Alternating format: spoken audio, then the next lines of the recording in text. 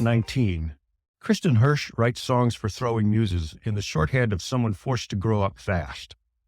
In her lyrics, she yearns for the remainder of an adolescence cut short for an adulthood that makes sense of working in a rock band. Her elusive song puzzles, spiked by throwing muses folk punk, can speak to you long before you understand what she's on about. Besides the words, the chief difficulty is the song's odd shapes.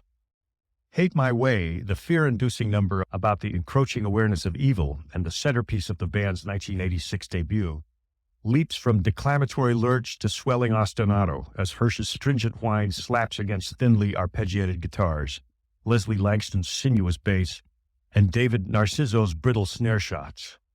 Their unmistakable, if half-aloof sound made the Newport Quartet cult figures in England, where cult label 4AD first signed them.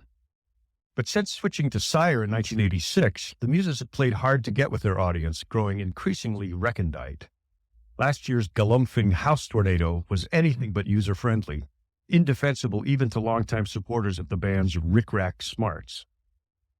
On the new Hunkpapa, the Muses have refined their jigsaw ensemble work, abrupt tempo changes, Narciso's brickbat drumming, to the point that even the most lopsided beats begin to make sense. I don't speak, I ramble, Hersh confesses in Bay, a disturbing account of a muddied impregnation, love as dirty but free, mother as unsoliciting hooker. Making babies in the field makes me older. The music here doesn't ramble so much as coalesce in discrete, fragmented movements.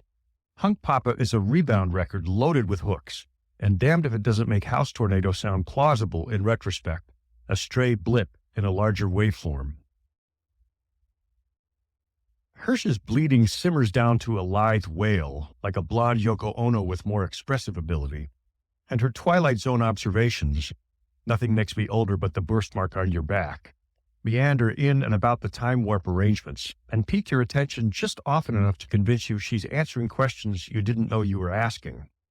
The Muses frolic along the edges of asymmetry.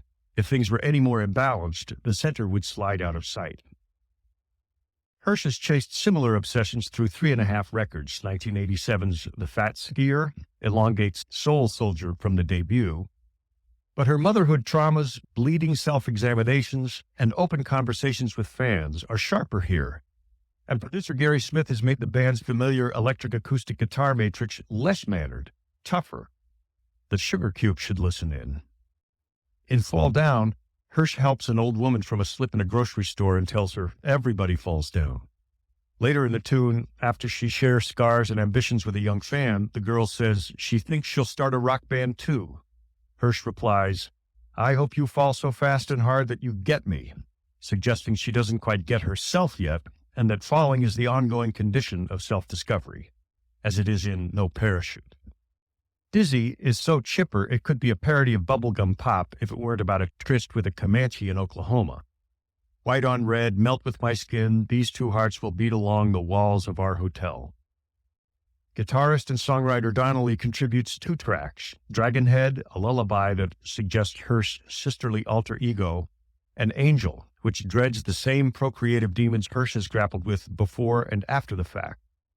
2 rickety rockabilly turns showcase the band's bony precision. I'm Alive crosses TV consumerism with images of menstruation. The Burrow injects cool vocal triads and 2 pert verses with only a single word change of water-induced drunkenness.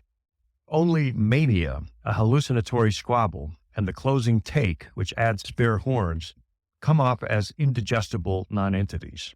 The surrounding riddles on Hunkpapa talk about a wish fantasy title, float Hersh's oblique mother bandhood perplexities atop sonorities the rest of us can call pop with a straight face. Yeah, yeah, yeah, yeah.